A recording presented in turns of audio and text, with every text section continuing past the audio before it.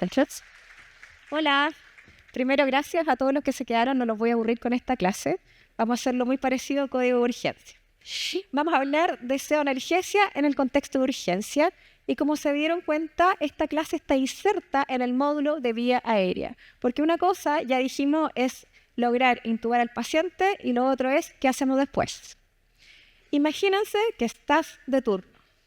Tienes que intubar a un paciente, lo haces, ni un problema, y como no eres acostumbrado a enamorarte de los pacientes del REA, lo dejas ahí en el piloto automático y sigues continuando con tus labores médicas y la enfermera te llama. Doctora, la paciente que acaba de intubar parece que está despertando. Y te encuentras con lo siguiente. No sé si recuerdan este video que se hizo viral en algún momento. La definición de la imagen no es muy buena, probablemente la grabaron con un Nokia, no sé. Y te encuentras con esto. Entonces yo les pregunto, ¿qué harían ustedes en esta circunstancia? Quiero que levante la mano el que inicia pseudoanalgesia. Muy bien. ¿Quién extuvo a la paciente? Sí. Súper. Bueno, eso probablemente no es la realidad de ningún paciente que llega a la urgencia con una patología grave, con las molestias, que significa estar cursando con una patología de riesgo vital, además de tener un tubo metido en la tráquea y becados picaneando cualquier orificio que puedan picanear. El paciente no va a estar como la señora que se estaba buceando, sino que va a estar absolutamente asustado, aterrado, con miedo. Es por eso que existe la pseudoanalgesia. En el fondo lo que es administrar medicamentos en forma consecutiva, sedantes y analgésicos, con la intención de otorgar al paciente la mayor comodidad y alivio del dolor en procedimientos que son absolutamente incómodos en el contexto de urgencia, como una intubación endotraqueal o la conexión a la ventilación mecánica. Ese es el objetivo de la pseudoanalgesia a modo de presentación. Vamos ahora a hablar de los pitfalls y las perlas más frecuentes en nuestro contexto. Primer pitfalls. Recién lo intubamos, así que inicien pseudoanalgesia en la UCI. Puede ser porque, no sé, estaban en un hospital en México, como del doctor que capaz no tenían bombas de infusión continua, no lo sé. O que simplemente están apurados porque la cama UCI está lista. Pueden pasar muchas cosas en este intertanto en que el paciente llega a la cama UCI y se ha visto efectivamente que las tasas de los pacientes ventilados en la urgencia sin analgesia llegan hasta un 28,4% y los pacientes sin sedación hasta un 20%. Por lo tanto, este número no es menor. Recuerden que los inductores tienen un tiempo de acción mucho más bajo que los bloqueadores neuromusculares. Por lo tanto, si demoramos en iniciar la pseudoanalgesia, lo que conseguimos es esto: un paciente despierto pero paralizado. Así que, tips. Ustedes tienen que iniciar la pseudoanalgesia inmediatamente, intuban al paciente. Y una manera de no olvidarlo es dejarlo junto con los medicamentos de inducción rápida de nuestra secuencia dentro de la preparación, tener armados su estrategia de pseudoanalgesia. Porque esto no va a causar problemas solo en el momento que tenemos el paciente en urgencia, sino que está demostrado que puede tener consecuencias a largo plazo, como trastorno de estrés postraumático, depresión, fobias, etc. Así que nunca olviden iniciar lo antes posible la pseudoanalgesia. Otro pitfall es que se intubó por compromiso de conciencia, y esto lo he escuchado varias veces, por lo tanto no necesita pseudoanalgesia.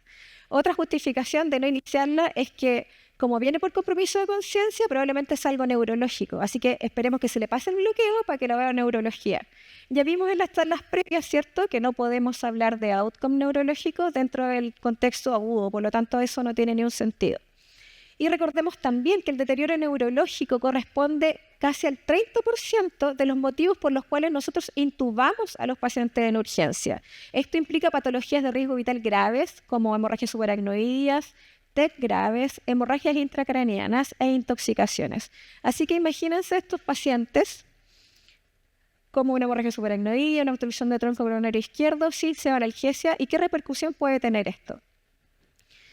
Recordemos que las respuestas al dolor también pueden ser subcorticales, por lo tanto, un paciente comatoso puede tener las mismas respuestas fisiopatológicas al dolor que un paciente que está consciente. Por lo tanto, que esté en coma no significa que no vas a poder tener taquicardia o hipertensión arterial secundarios a la molestia o al dolor.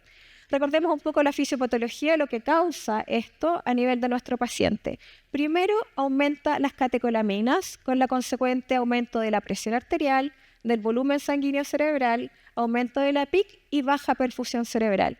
Por otra parte, el paciente que está mal acoplado al ventilador mecánico puede estar muy hiperventilado, con la consecuencia disminución de la PCO2, alcalosis respiratoria y vasoconstricción. Sabemos que, si bien esto puede ser una terapia puente hacia un tratamiento definitivo en el caso del paciente neurocrítico, en estados muy avanzados de alcalosis puede llegar a isquemia. Por otra parte, la hipoventilación va a causar todo lo contrario, un aumento del CO2, vasodilatación a nivel cerebral y también aumento de la PIC y disminución de la presión de perfusión cerebral.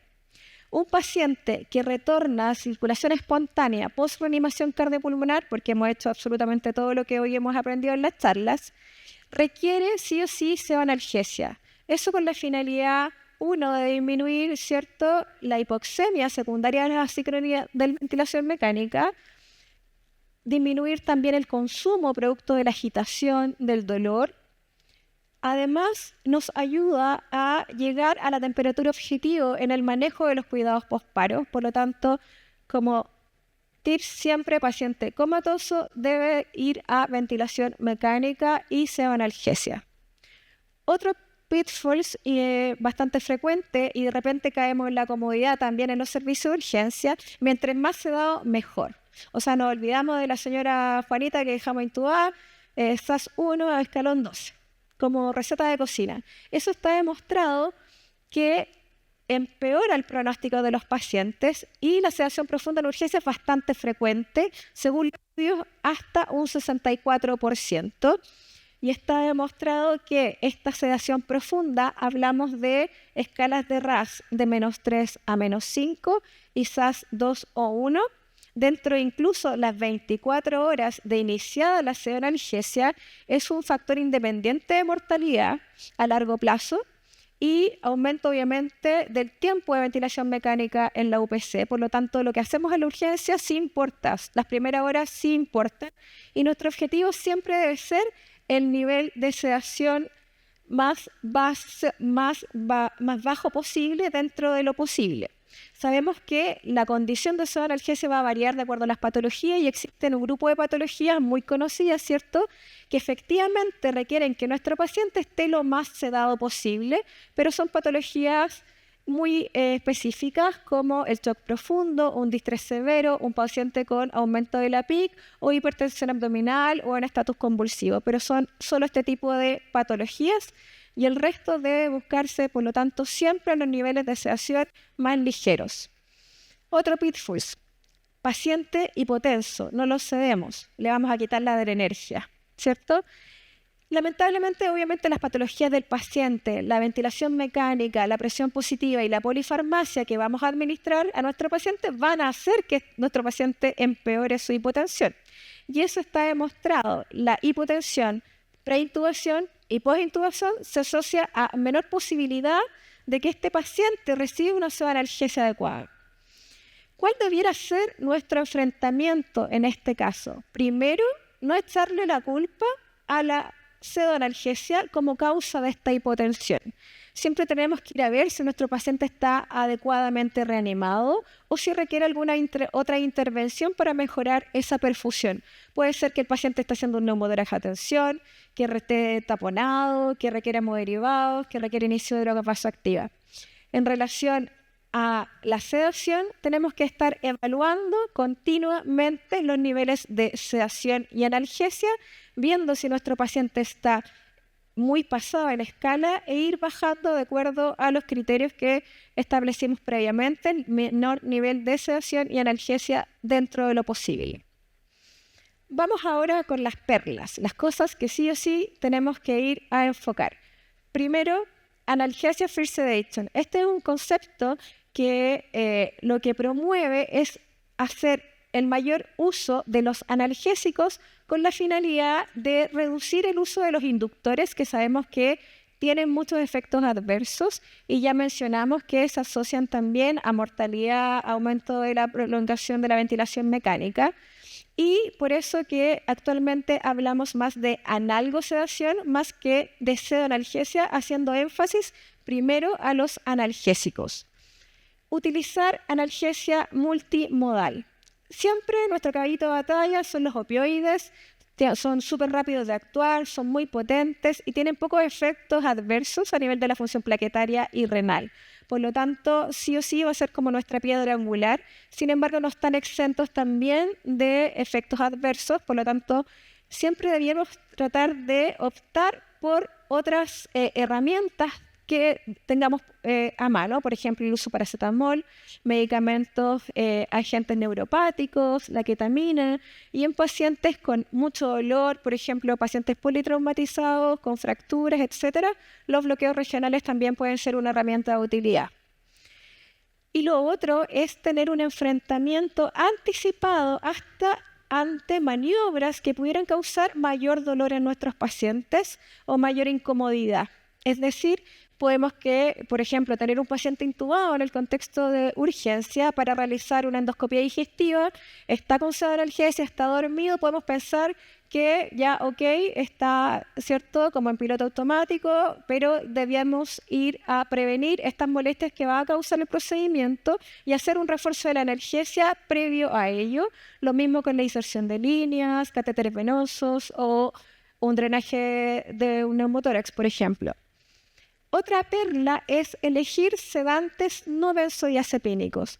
Sabemos que nuestros escalones de pseudoanalgesia son todos, ¿cierto?, fentanilo, etcétera, y son los que más utilizamos en nuestro contexto de urgencia, pero está absolutamente demostrado que las infusiones de benzodiazepinas se asocian a mayores tasas de delirio y mortalidad en el paciente crítico. Por lo tanto, la sedación basada en fármacos no benzodiazepínicos debiera ser nuestro pilar. Así que propofol y dexmedetomidina debiera ser la primera línea como sedante. Otra cosa que se nos olvida es monitorizar la pseudoanalgesia de manera constante. Para empezar, los pacientes de urgencia y UCI son pacientes que no se pueden comunicar de manera adecuada. No les van a decir, oye, me está molestando el tubo, me llevas 4 punciones en la línea arterial y no te resulta.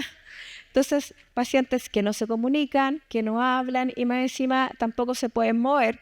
Entonces, sí o sí, hay que estar monitorizando continuamente. Los pacientes son evolutivos y los analgésicos y los sedantes, vuelvo a repetir, no están exentos de efectos secundarios importantes. Ahora, ¿cómo vamos a monitorizar esto? Utilizando herramientas que están validadas para ello. No podemos ponerle una escala análoga del dolor al paciente y decirle, muéstrame la carita a ver cómo se siente el día de hoy. Por lo tanto, las escalas que están validadas para eso son 2 principalmente en el contexto del paciente crítico, que es la BPS y la CPOT. Ambas escalas son las que han mostrado mayor rendimiento y confiabilidad en los estudios para ir a evaluar el dolor en el paciente crítico y debieron utilizarse al menos cada 6 a 8 horas.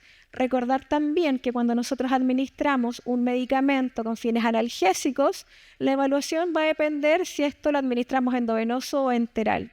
Al menos se requiere 1 hora de evaluación de tiempo para esperar la evaluación de algún efecto de nuestro analgésico si lo administramos por vía enteral.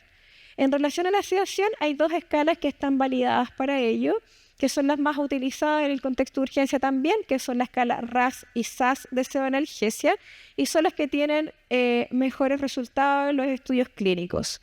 A los que no recuerdan, la escala BPS evalúa principalmente 3 cosas. 1, cómo está el paciente visualmente, su gesticulación, si está relajado, si está con el entreceño fruncido, si está mordiendo el tubo, obviamente, el tono y la movilidad de las extremidades superiores y la sincronía con la ventilación mecánica.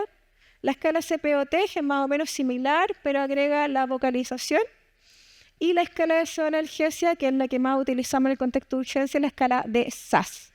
Recordad que cuando hablamos de sedación ligera, hablamos de escalones 4 o 5, un paciente calmado, cooperador, pero que se tranquiliza a la voz. y en escala de RASS hablamos de escalón de 1 a 2, o sea, de un paciente que puede estar un poquito inquieto, pero que uno lo contiene, le habla y el paciente se tranquiliza, hasta un paciente que está ligeramente sedado y pueda despertar a la voz. Así que, como puntos finales, quiero que recuerden, primero, iniciar pseudoanalgesia inmediatamente una vez que terminan su intubación endotraqueal. Una manera de no olvidarlo puede ser ponerlo dentro de nuestros checklists de la preparación de la secuencia rápida de intubación. El compromiso de conciencia no es una contraindicación para iniciar pseudoanalgesia, menos la hipotensión. Priorice siempre una analgesia multimodal. Idealmente, anticípese a procedimientos que puedan causar dolor del paciente para potenciar y evitar los efectos adversos fisiopatológicos indeseados en los pacientes que están cursando ya con una patología crítica. Utilice la menor sedación posible, prefiera sedantes no benzodiazepínicos y monitorice rutinariamente la pseudoanalgesia en el contexto de urgencia, ya que, como vimos, está demostrado que lo que hacemos durante las primeras 24 horas del paciente puede ser perjudiciales en un futuro posterior a largo plazo en relación a su calidad de vida. Les dejo el link si quieren tener la referencia de esta presentación. Muchas gracias.